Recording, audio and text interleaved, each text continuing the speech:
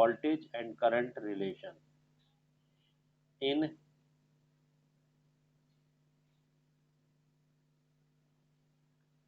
voltage and current relation in pure resistive circuit। हम बात कर रहे हैं प्योर रेजिस्टिव सर्किट की। प्योर रेजिस्टिव सर्किट जिसमें सिर्फ रेजिस्टेंस लगा हुआ है। हम बेसिकली वोल्टेज और करंट में क्या रिलेशन है, रिलेशन भी जो हम बात करेंगे वो इन टर्म्स ऑफ फेस, उनका फेस की बात करेंगे। फेस क्या होता है, कौन कब फुल है, कौन कब आगे पीछे, ये सब। ठीक है, this is our topic, voltage and current relation in pure resistive circuit. Heading डाल दी। ओके, तो हम एसी सर्किट में रजिस्टर लगा रहे हैं। अभी तक जितना भी हमने करंट इलेक्ट्रिसिटी पढ़ा था वहां पर एक सेल बैटरी डीसी सर्किट था। तो now we have a AC circuit. ठीक है, इस एसी सर्किट में जो वोल्टेज है वो लगातार समय के साथ बदल रही है and the equation for voltage is V naught sine omega T. ठीक है, यही वोल्टेज होती है। करंट, जब वोल्टेज लगातार बदलेगी तो करंट भी चेंज होगा। तो किसी एक इंस्टेंट पर हम मान लेते हैं चलो कुछ करंट होगा आई। ओके, ये हमारा सबसे पहले नंबर पे हमें इसके लिए सर्किट डायग्राम बनाना है, तो हमने फर्स्ट नंबर पे इसका सर्किट डायग्राम बना दिया। ठीक है ना। ओके, तो जैसा हम देख रहे हैं कि वोल्टेज, दूसरे नंबर पे हम इसकी क्या लिख रहे हैं, वोल्टेज, ईएमएफ की बात कर रहे हैं, वोल्टेज। तो वोल्टेज जो कि लगातार बदल रही है, किसी इंस्टेंट ऑफ टाइम पर voltage v is equal to होगी V naught sine omega T. जो लगातार बदलती हुई वोल्टेज है किसी टाइम पर, पॉइंट ऑफ टाइम पर, वो वोल्टेज होगी V naught sine omega T. ये जो चीज होती है ना, ये फेस होता है, अभी समझाऊंगा। और वी नॉट क्या है, पीक वोल्टेज, आप लोग पढ़ चुके हैं। और वी क्या है, इंस्टेंटेनियस वोल्टेज। ओके, हमें करंट भी चेक करना है, तो थर्ड नंबर पे करंट चलते हैं। करंट क्या होना चाहिए, अगर वोल्टेज ये है तो हम ही जानते हैं voltage divide by R will give you I. तो वोल्टेज की इक्वेशन को, जो भी इक्वेशन है करंट लाने के लिए, हम इसको आर से डिवाइड करते हैं। तो V by R will become V naught sine, जो भी होगा दोनों साइड होगा, omega T. Omega t is the phase upon में आर। चलिए क्या हो जाएगा ये, जब आप डिवाइड करेंगे तो V है instantaneous voltage divide by resistance will give you I instantaneous current. V not upon I full voltage maximum upon में R will give you I not maximum current, और साइन ओमेगा टी। ओके, तो current किसी भी time पर इस equation से दिया जाएगा, ध्यान से नोट कीजिए। नाउ दोनों इक्वेशंस को, फर्स्ट और सेकंड इक्वेशन को आप कंपेयर कीजिए, कंपेयर कीजिए। जरा यहाँ लिख लेते हैं, v is equal to V naught sine omega T and I is equal to I naught sine omega T. Phase difference मैंने कहा था, ये जो आगे है ये फेज को रिप्रेजेंट करता है। और फेज डिफरेंस नॉर्मली हम ऐसा लिखेंगे, देखिए फेज डिफरेंस कैसे रिप्रेजेंट करेंगे, फेज डिफरेंस वोल्टेज का फेज। ठीक है, व्हाट इज वोल्टेज का phase minus face of voltage, लिख देता हूँ, that is face of voltage minus face of current. तो किसी भी पॉइंट ऑफ टाइम पर वोल्टेज का फेस ये रहा ओमेगा टी, करंट का फेस भी ओमेगा टी है, तो फेज डिफरेंस आया जीरो। फेज डिफरेंस जीरो मतलब वोल्टेज और करंट प्योर रेजिस्टिव सर्किट में सेम फेस में चलेंगे। अभी ये सेम फेस क्या होता है, सेम फेस का मतलब बता दूं, करंट वोल्टेज जीरो होगा, करंट भी उस टाइम पर जीरो हो जाएगा। इसको कहते हैं उसके साथ साथ चलना। जब वोल्टेज फुल आएगा, वी नॉट आएगा, तो करंट भी उस टाइम पर फुल हो जाएगा। ठीक है ना। जब वोल्टेज अपनी हाफ वैल्यू पे तो करंट भी अपनी हाफ वैल्यू पर, वोल्टेज और करंट लगातार बदल रहे हैं। ठीक है ना। इस इक्वेशन के accordingly V naught sine omega T, तो साइन की वैल्यू जीरो होगी तो वोल्टेज जीरो हो जाएगा। और उस टाइम पे करंट का क्या होगा, तो हम ये देखते हैं कि तो दोनों के दोनों सेम फेज में चलते हैं। तो यहाँ पर ये हम लाइन लिख लेंगे, from equation 1 and 2, from 1 and 2 we can say that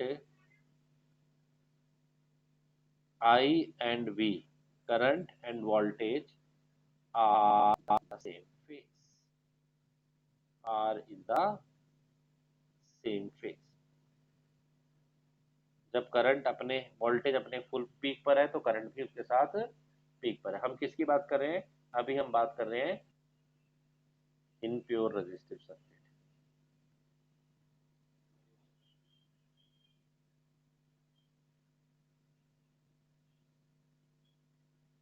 अब इसको नेक्स्ट चीज हमें दिखानी है। पहले नंबर पे हमने दिखाया सर्किट डायग्राम, दूसरे नंबर पे हमारा हो गया वोल्टेज। हर बार यही पैटर्न फॉलो करेंगे। तीसरे नंबर पे करंट निकाला, ठीक है, करंट निकाला। फोर्थ नंबर पे इक्वेशन कंपेयर करी, ये वो सब थर्ड में ही हो गया।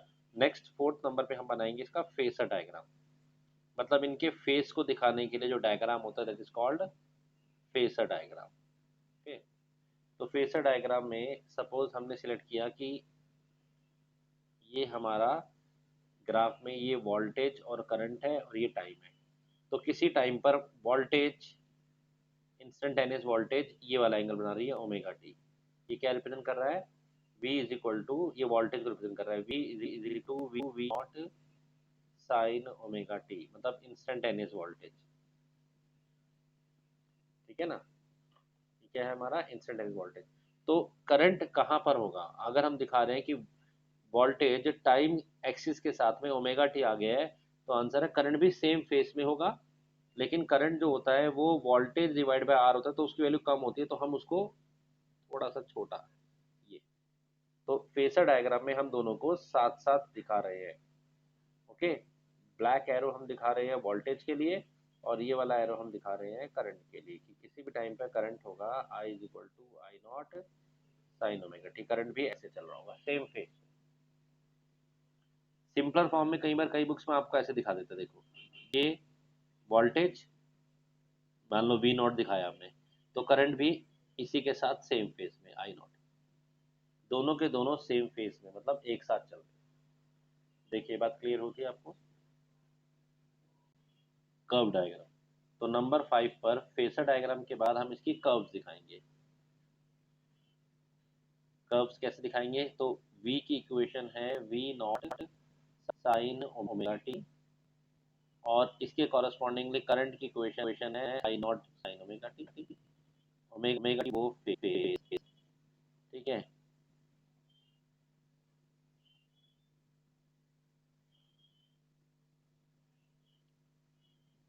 ये हमारे एंगल हो गए थीटा, ठीक है। और यहाँ पर उसकी दो चार वैल्यू लेता हूँ तो मैं समझाने के लिए समझ में आ जाएगा। ओमेगा टी की यहाँ पर हम वैल्यू लेंगे अलग अलग, ठीक है। ऐसे नहीं देते,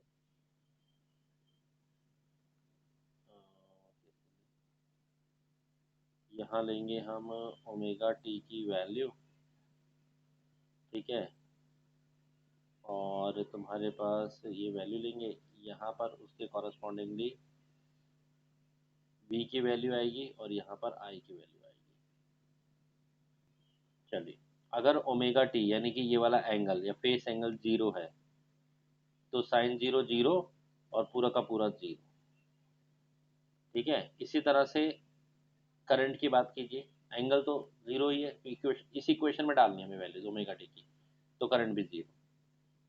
चलिए, अगर ये फेस एंगल किसी किसी टाइम पर 30 डिग्री है, साइन 30, तो साइन 30 कितना होता है? 1/2, 1/2 का 0.5, तो v की वैल्यू कितनी हो गई? 0.5 वी नॉट, और करंट की वैल्यू 0.5 आई नॉट, मतलब करंट अपनी वैल्यू का हाफ। और चल सकते हो आप, और भी बीच की वैल्यूज आएंगी, मैं सीधा 90 पे जाता हूँ, चलो 90। अगर एंगल 90 है, साइन 91 होता है, तो इस इक्वेशन में डालिए, साइन 91 हो गया, तो वोल्टेज नॉट आ गई और करंट आई नॉट आ गया। चलिए, इसको हम एक ग्राफ पर दिखाते हैं। ग्राफ तो साइन का ही मैंने पहले सिखा रखा है आपको, साइन का ग्राफ होता है। पहले वोल्टेज और टाइम को दिखाते हैं। चलिए, ये आपके एंगल्स हो गए। मान लो यहाँ पर है 90 डिग्री, ये वाला एंगल है आपका 45, और यहाँ कहीं पर होगा 30। जीरो पर 0 डिग्री, ये रहा जीरो पर जीरो, वोल्टेज जीरो, ये वोल्टेज वैल्यू है वी नॉट। जीरो पर जीरो, 30 पर 0.5, अगर ये फुल है तो ये 0.5 हो गया। 30 पर 0.5, ये डॉट आया। फिर उसके बाद 90 पर वोल्टेज फुल हो गई। तो ये तुम्हारी वोल्ट की कर्व चल रही है, जो आगे जाकर तुम जानते हो साइन की पूरी पूरी कर्व जाएगी हमें बनाने। करंट की कर्व बनाते हैं इसके साथ साथ में। करंट जीरो पर, इसी इसी ग्राफ पर वोल्टेज और करंट दोनों दिखा रहे हैं, और करंट की फुल वैल्यू ये मान लेते हैं इसी टाइम नॉट। करंट को हमेशा कम दिखाना है। जीरो पर जीरो, 30 पर कितना, हाफ करंट, हाफ मतलब ये 30 है, ये हाफ करंट हो गया। 90 पर फिर हाफ करंट, मतलब फुल करंट, ये वाली। तो करंट का ग्राफ साथ ही चल रहा है और ऐसे जाएगा। तो देखो, जब वोल्टेज जीरो करंट जीरो, जब वोल्टेज अपने पीक पर फुल उठ गई वोल्टेज, तो करंट भी फुल उठ गया।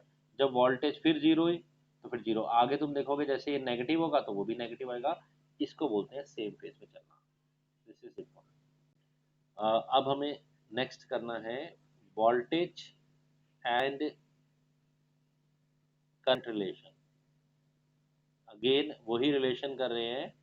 रिलेशन तो हम वोल्टेज और करंट में ही स्टडी कर रहे हैं, बट हम सर्किट चेंज करेंगे। Now will study in pure inductive circuit. Pure inductive की इंडक्टर लगी हुई है अब हमारे हमारे पास, उस सर्किट में हम स्टडी करेंगे। इंडक्टर वही जो आपने म्यूचुअल इंडक्टेंस पे पढ़ी है। ओके, इसमें हम ये जानना चाहते हैं फेस रिलेशनशिप क्या रहता है। जैसे करंट वोल्टेज ग्रो करती है, क्या करंट भी उसके साथ साथ ग्रो करता है या नहीं करता, लेट अस सी, ये हमें देखना है। तो सबसे फर्स्ट नंबर पे हमने इसके लिए will draw the circuit diagram. लिखने का पैटर्न हमारा सर्किट डायग्राम। सर्किट डायग्राम में अभी हमें प्योर इंडक्टिव बनाना है, तो विल ड्रॉ अ कॉइल, इसका इंडक्टेंस L यू नो, और इस कॉइल को हमने एक AC EMF से, ऑल्टरनेटिंग EMF जो लगातार बदल रही है, इसकी इक्वेशन है V is equal to V naught sine omega T, या E is equal to E naught sine omega T, whatever you like right, इससे जोड़ दिया। This is circuit diagram. Second number पे हमने क्या लिखा था, EMF और वोल्टेज। तो EMF और voltage given by V is equal to V naught sine omega T. This is the voltage. Okay, now current के लिए क्या करें, क्या अब की बार करंट निकालने के लिए divide by R on both side कर दें, बन जाएगा। तो वी नॉट बाय आर अगर करोगे तो आई नॉट बनेगा ना, आई नॉट बनेगा, ठीक है ना। लेकिन यहाँ तो आर लगा ही नहीं है, यहाँ तो क्या लगा है, एल लगा है। तो एल का रेजिस्टेंस क्या होता है उसको समझना पड़ेगा। यहाँ तक नोट कीजिए, EMF will be given by V is equal to V naught sin omega T. Current कैसे निकालेंगे रेजिस्टिव इंडक्टिव सर्किट में, वो समझना है। रब कर दूं,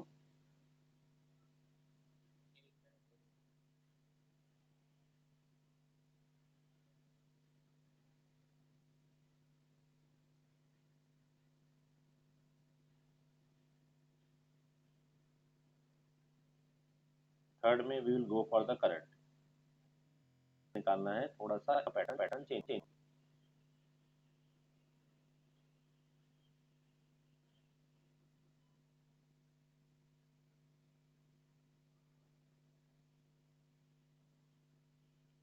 ओके, करें फास्ट, चलो।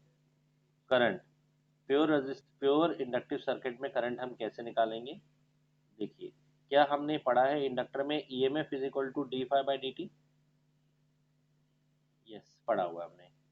और फ्लक्स भी हमने पढ़ा है, दैट इज क्या होता है, L इंटू आई, म्यूचुअल इंडक्टेंस इंटू आई, है ना। कॉफिशिएंट ऑफ सेल्फ इंडक्टेंस या म्यूचुअल इंडक्टेंस, सेल्फ इंडक्टेंस ही पढ़ा हुआ, तो सेल्फ इंडक्टेंस मानो। एल को अगर हम बाहर ले आए तो एल कांस्टेंट होता है, वो बाहर आ जाएगा, तो equation will become D I by D T. तो मैं आपको ये ई ई या वी मान लो, मुझे कोई फर्क पड़ता है, ई या वी एक ही बात है।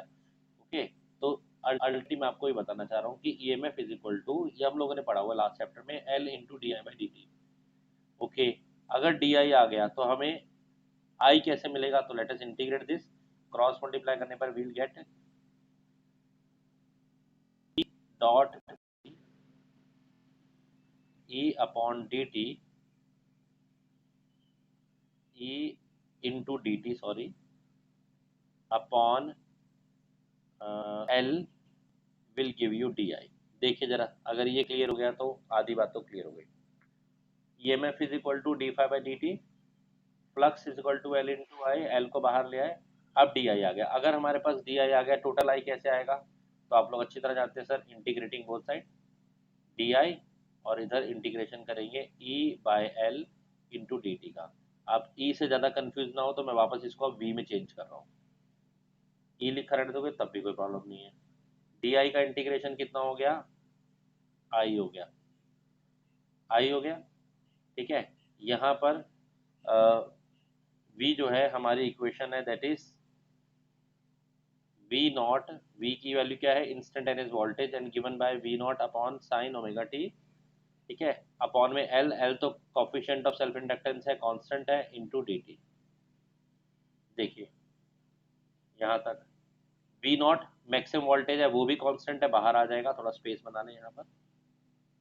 तो ultimately current I will be given by V naught upon L और integral of sine omega T. बोलिए integral of sine omega T क्या होता है, minus cos omega T upon omega, minus cos omega T upon में omega.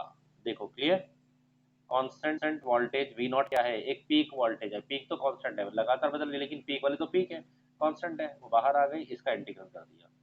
Omega को भी यहाँ से हम बाहर ले आते हैं, ये बन गया ओमेगा, और माइनस का साइन भी बाहर लाने पर, मैं यहाँ लिख देता हूँ, माइनस का साइन भी बाहर लाने पर क्या बन जाएगा, it will become I is equal to minus V naught L omega. देखिए क्लियर यहाँ तक, आई की equation I V naught upon में एल ओमेगा। श्योर। अब एक नई टर्म यहाँ पर आपको इंट्रोड्यूस कर रहा हूँ, that is x L. What is x L, x L का नाम है inductive, inductive reactance. Inductive reactance क्या होता है, it is the resistance bye inductor. Inductive reactance is nothing but the resistance bye inductor, और ये किसके इक्वल होती है, टू एल ओमेगा। मतलब ये जो डिनोमिनेटर में टर्म है, यहाँ पर जो जो टर्म दिख रही है, ये क्या है, this is the resistance offered by inductor. तो अगर एल ओमेगा, अभी इसके बारे में बाद में और बात करेंगे, फिलहाल के लिए डेरिवेशन में हमें जरूरत पड़ी तो हमने यूज कर लिया। तो ये जो इक्वेशन है आई वाली, इट कैन लिमिट 0 से टी तक लगा ले, रिजल्ट आ जाएगा V naught upon L omega, 0 से लेकर कंप्लीट साइकिल ना, एल ओमेगा हमारा क्या क्या बन गया, XL. What is XL, L omega, and that is XL, that is resistance offered by inductor, और ब्रैकेट में आ गया कॉस ओमेगा टी। दोबारा से बोल देता हूँ, अभी चेक करो, I is equal to V naught upon X L. X L कैसे आया, एल ओमेगा को रिप्लेस कर एक्सएल आ गया, एल ओमेगा भी क्या है, रेजिस्टेंस, एक्सएल आ गया, ठीक है ना। ये क्या है, वोल्टेज अपॉन रेजिस्टेंस। अब क्या रेजिस्टेंस आर वाला रेजिस्टेंस है, नो, इंडक्टर का रेजिस्टेंस है, तो चलेगा। तो जब वोल्टेज डिवाइड बाय इंडक्टर का रेजिस्टेंस करोगे, full voltage upon resistor divide करोगे तो फुल करंट आ जाएगा, आई नॉट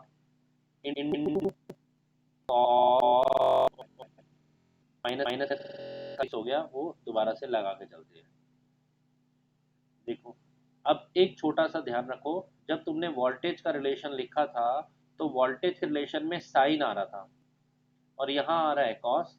आप लोगों ने वोल्टेज का रिलेशन लिखा वी नॉट साइन, आप दोनों को कंपेयर कर सकते हैं जब तक दोनों का ये कॉस बनाने का तरीका है, या तो हम लिखें इसको sine 90 minus theta, sine pi by 2 minus T, लिखें sine pi by 2 plus omega T theta को। कॉस थीटा क्या होता है, साइन 90 माइनस थीटा, ये साइन 90 प्लस थीटा। तो हम इसमें बाहर का एक माइनस का साइन भी है, तो हम इसको साइन 90 माइनस थीटा लिखेंगे। तो ये बन जाएगा आई नॉट साइन 90 यानी कि पाई by 2 minus omega T compare करने के लिए।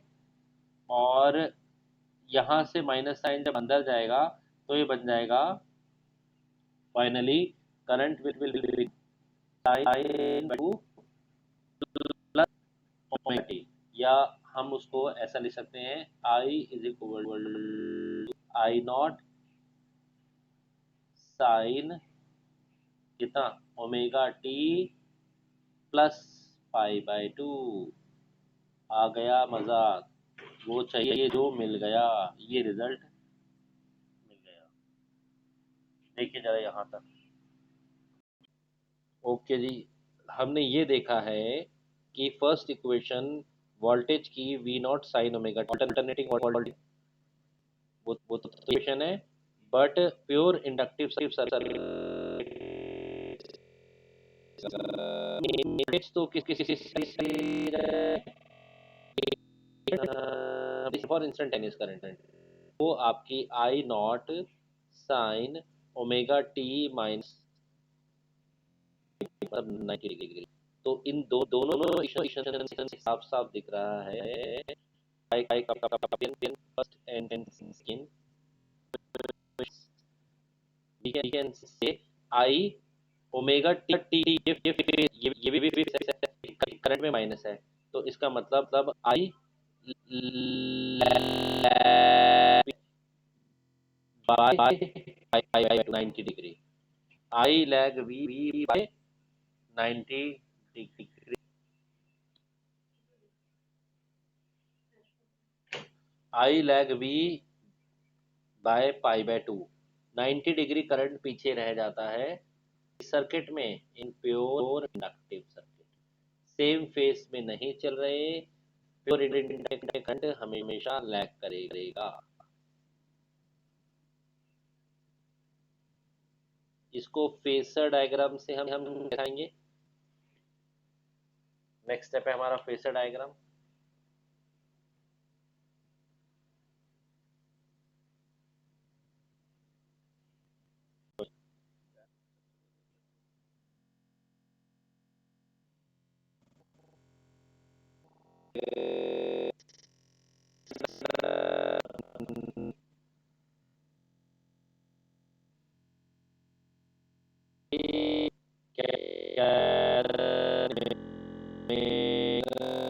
ठीक है, तो करंट कहाँ पर है, ये हमारा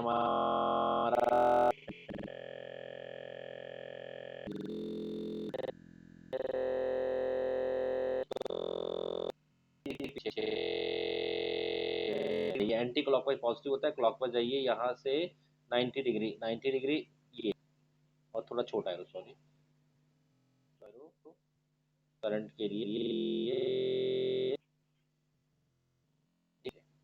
ये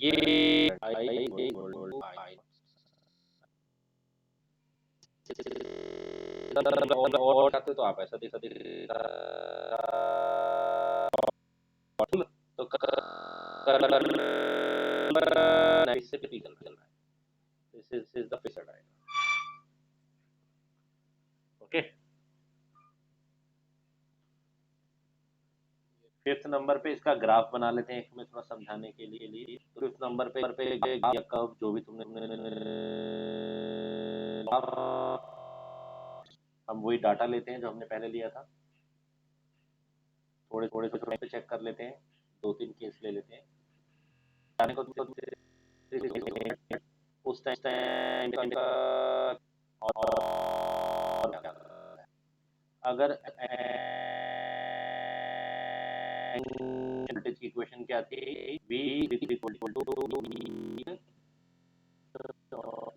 अगर आपने थीटा पूरा का पूरा जीरो ले लिया तो वोल्टेज जीरो, मतलब जब एंगल जीरो तो वोल्टेज जीरो। लेकिन करंट की इक्वेशन ये है ही नहीं। करंट की equation I naught sine omega T minus 90 minus pi by 2 और 90 जो लिखिए। तो जब ये वैल्यू जोड़ोगे तो अंदर जीरो हो गया, लेकिन माइनस 90 बचा, साइन का माइनस 90, माइनस बाहर आ जाएगा, साइन 90 माइनस 1 होता है, तो करंट आपका माइनस आई नॉट आ जाएगा। वोल्टेज जीरो है, करंट फुल है नेगेटिव में। चलो मान लीजिए 30 पे ले लो। चलो ये 30 डिग्री है, साइन 30, साइन 30 यहाँ डालो वोल्टेज वाली इक्वेशन में, तो वोल्टेज कितनी हो गई, हाफ। अपनी जो भी है उसका हो जाएगी 30। करंट का क्या होगा, यहाँ 30 डाल दी, 30 माइनस 90 माइनस के 60 बचेगा, माइनस बाहर आ जाएगा। ठीक है, तो ये हो जाएगा अंदर साइन 60, साइन 60 होता है √3/2, √3/2, √3/2 कब ये होता है 1.73 और अपॉन टू 0.8 के आसपास, या 0.8 के आसपास होता है। 1.73 करोगे तो हाँ, तो 0 पॉइंट नेगेटिव में 0.8 आई नॉट। अभी भी करंट नेगेटिव है। थोड़ा सा और आगे चल लेते हैं, चलो 90 पे कर लेते हैं एक बारी, बीच में भी और वैल्यू से 90 पे आ रहा हूँ। साइन 90 जब एंगल 90 होगा तो 90 होगा तो साइन वोल्टेज कितना होगा साइन 90 पर, full is equal to V naught sine omega 2। यहाँ पर 90 डालो, ये हो गया फुल यानी कि V naught. Current I is equal to naught pi by 2।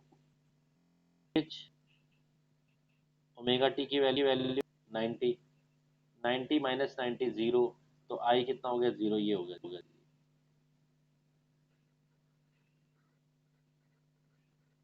ठीक है, क्या देख रहे हो, दोनों साथ साथ थोड़ी चल रहे हैं, क्लियर है।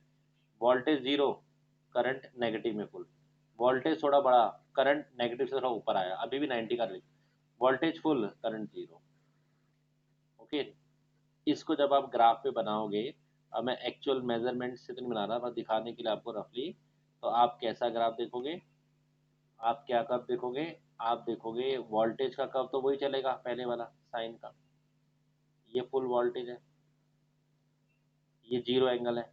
लेकिन जब वोल्टेज जीरो है तो कर्व करंट का यहाँ पर होगा, करंट ये मैक्सिमम आई नॉट है। और जब वोल्टेज फुल हो गया तो करंट उठते उठते जीरो पर आएगा, ये पीछे चल रहा है, सेम फेस में नहीं है। जब ये जीरो है तो ये नीचे आया, ठीक है ना। फिर जब आप देखोगे ये आपका वोल्टेज जीरो हुआ, तो उस टाइम पे करंट अपनी पीक वैल्यू पहुंच जाएगा, ये करंट की पीक वैल्यू है आई नॉट। इस तरह से चलेगा, ठीक है, बोलो क्लियर।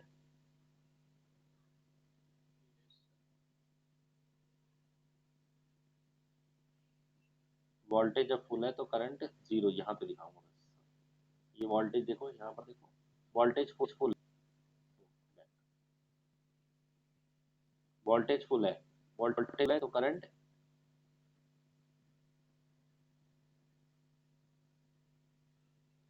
वोल्टेज फुल करंट इसी पॉइंट पे देख देखो, वोल्टेज फुल ये और इसी पॉइंट पर करंट, ये टाइम चल रहा था।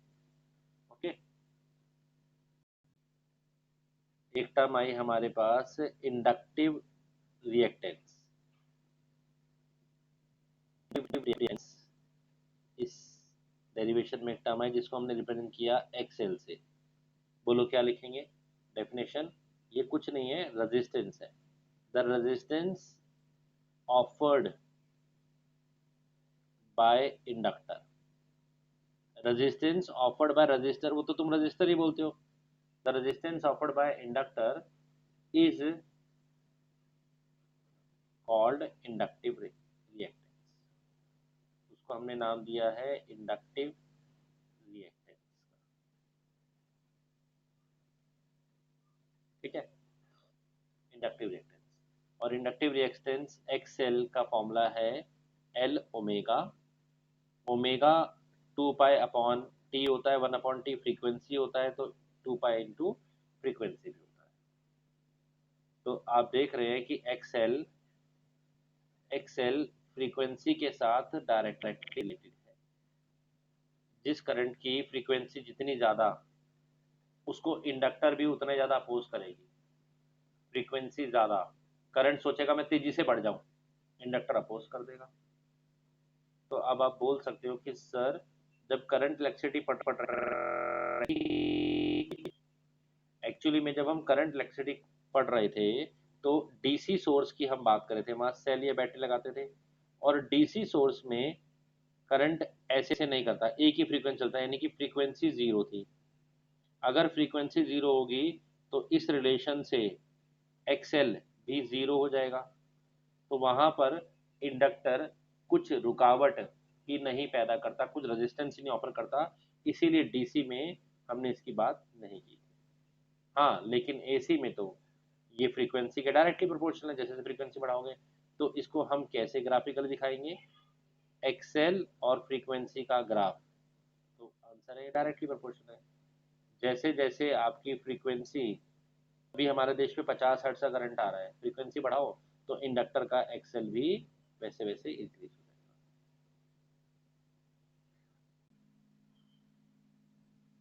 थर्ड नंबर पे हमें करना है relationship between voltage and current in pure capacitive circuit. In pure capacitive circuit. Okay. तो अब हम एक कैपेसिटर लगाने वाले हैं, वही कैपेसिटर जो आपने कैपेसिटर चैप्टर पढ़ा था। इसका कैपेसिटेंस है सी, और इसको हमने एक एसी सोर्स में लगा दिया। अभी तक हम जितना भी पीछे करता डीसी सोर्स में लगाया था। तो number one circuit diagram we have done. Circuit diagram. Number two पे इसकी वोल्टेज की equation V is equal to V naught sine omega T. ये तो ऑल्टरनेटिंग ईएमएफ है, उसकी इक्वेशन सेम चल रही है।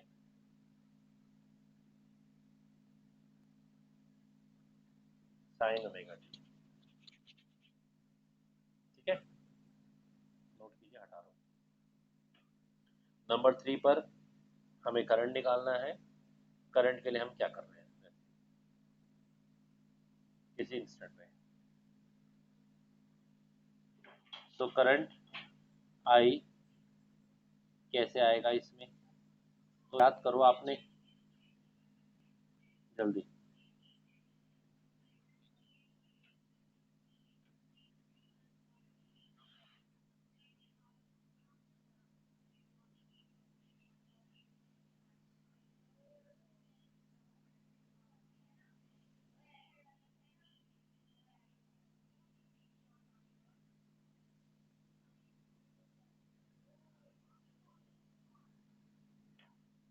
Number three, current pure capacitor circuit कैसा आएगा? तो आप लोगों ने पढ़ा है Q is equal to C into V, पढ़ा हुआ है।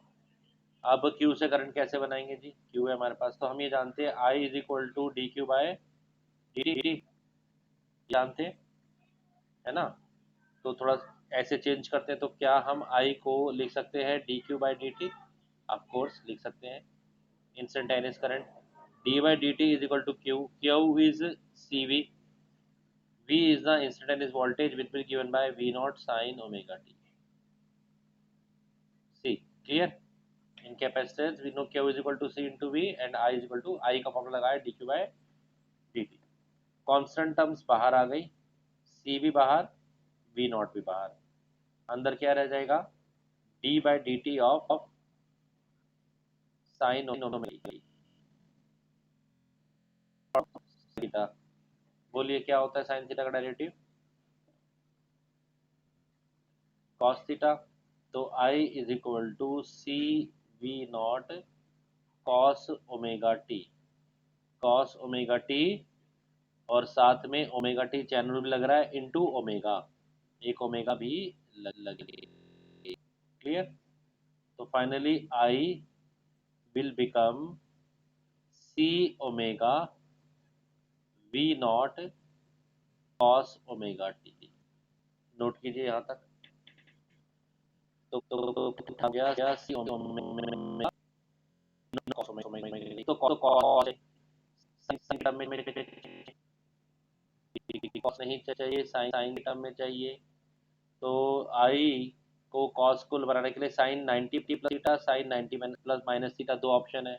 अब बाहर माइनस का साइन तो है नहीं, तो सीधा साइन 90 प्लस थीटा। क्यों? क्योंकि फिर बताया मैंने आपको, हमें ओमेगा टी को पॉजिटिव रखना है। तो वी नॉट, और इसको हम लिखने जा रहे हैं साइन 90 प्लस थीटा।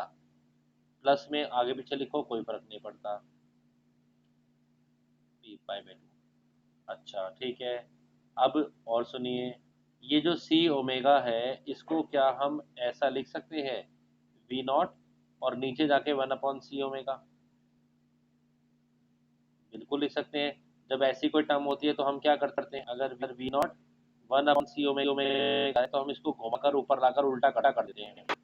तो अगर ऐसा है तो हम लिख सकते हैं, तो भी कर सकते हैं। तो हम लोग not sine omega T plus पाई। अब यहाँ एक और नई टर्म सी नई नई टर्म क्या होती है, 1/c ओमेगा। तो 1/c omega, 1/c omega, 1/c Newton is called xc. What is xc? Capacitive reactance. I think आपको समझ आ गया होगा। ये वो रेजिस्टेंस है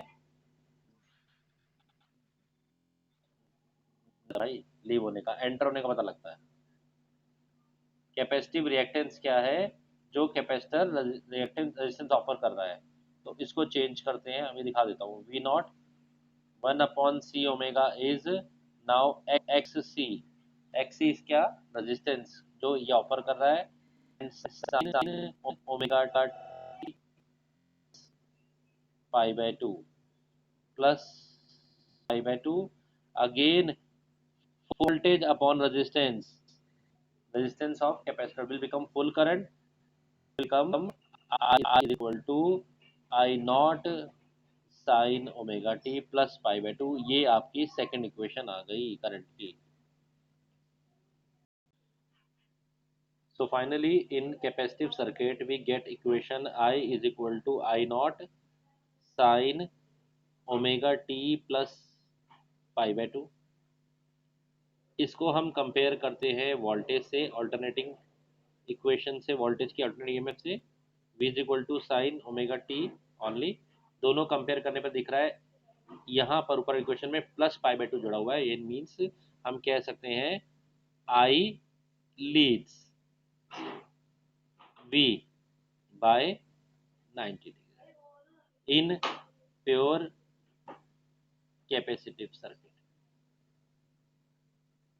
इन प्योर कैपेसिटिव सर्किट में ये आगे चला जाता है। ओके।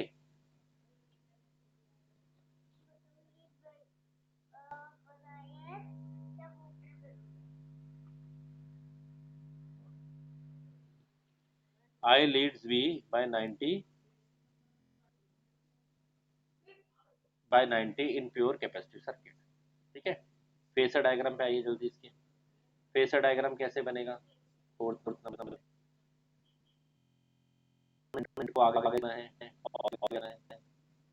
तो सपोज बाकी यही, ये वोल्टेज को ले लिया ओमेगा टी एंगल पर, V is equal to V naught sine omega T.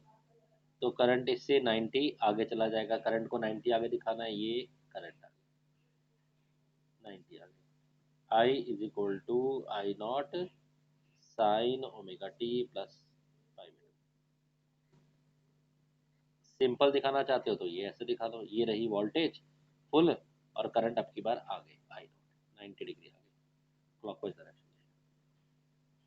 Okay, these are the phasor diagram. Graph में भी तुम जब वैल्यू लेके दोबारा बनाओगे तो ग्राफ भी आप बना सकते हो।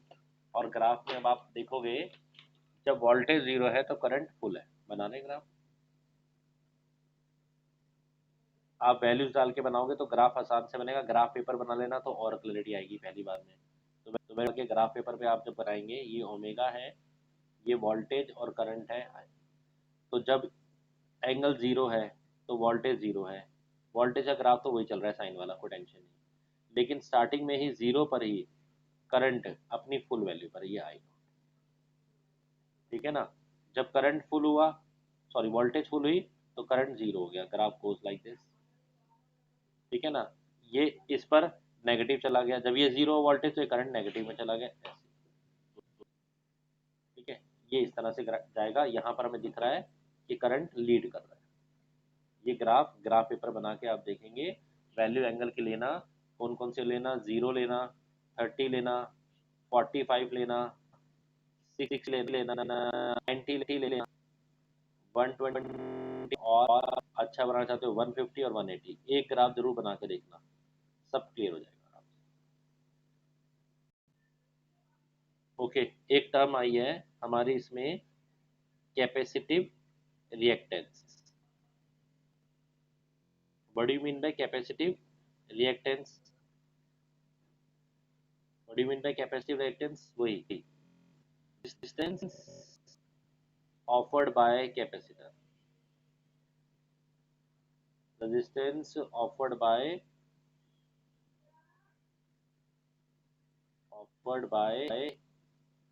capacitor.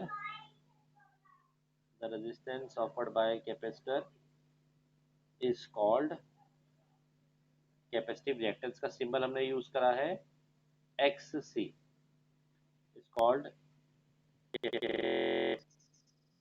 और इसका क्या है? XC stand for 1/c omega. Omega you know 2 pi, right, 2 pi into C, साथ में c। ओके। तो अब इंटरेस्टिंग चीज देखने को ये मिल रही है कि जो जो सी है, मतलब रेजिस्टेंस कैपेसिटर जो ऑफर कर रहा है, वो फ्रीक्वेंसी के इनवर्सली प्रोपोर्शनल है। फ्रीक्वेंसी के इनवर्सली प्रोपोर्शनल है। तो हम ये कह रहे हैं कि एक्स सी 1 बाय फ्रीक्वेंसी के इनवर्सली प्रोपोर्शनल है। इसका मतलब अगर फ्रीक्वेंसी, तो एक्स सी लो होगा। एसी सर्किट में फ्रीक्वेंसी काफी हाई होती है, एक्सी लो हो जाता है। और अगर फ्रीक्वेंसी लो होगी किसी सर्किट में, तो एक्सी हाई हो जाएगा। अच्छा, अगर हम डीसी की बात करें, डीसी सर्किट में, सेल या बैटरी में, वहां तो फ्रीक्वेंसी जीरो होती है। अगर फ्रीक्वेंसी जीरो हो गई तो ये टर्म जीरो हो गई। 1/0 होता है इनफाइनाइट। मतलब एक्स सी बहुत बड़ी वैल्यू हो जाएगी, इनफाइनाइट। एक्स सी क्या है? रेजिस्टेंस। रेजिस्टेंस जब बहुत जबरदस्त बड़ा हो जाता है तो करंट को पास ही नहीं होने देगा, रेजिस्टेंस बड़ा स्ट्रांग हो गया। तो रेजिस्टेंस करंट को पास ही नहीं होने देगा क्योंकि रेजिस्टेंस इनफाइनाइट हो गया। तो डीसी में कैपेसिटर करंट को नहीं पास होने देगा। तो बड़ी इंपॉर्टेंट लाइन नोट कर लो, कैपेसिटर ऑलवेज ब्लॉक डीसी।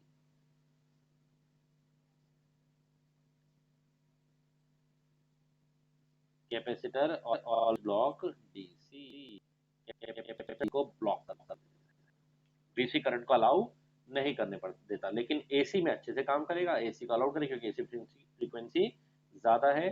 कैसा ग्राफ बनेगा एक्स सी और फ्रीक्वेंसी का एसी सर्किट में? तो आंसर है फ्रीक्वेंसी ज्यादा एक्सी कम, फ्रीक्वेंसी ज्यादा हुई एक्सी, फ्रीक्वेंसी कम एक्सी ज्यादा, और इनवर्स ये ऐसे 1/f। ओके। तो कैपेसिटर एसी को तो अलाउ करता है, लेकिन डीसी को इनफाइनाइट रेजिस्टेंस ऑफर करता है और डीसी को ब्लॉक करता है।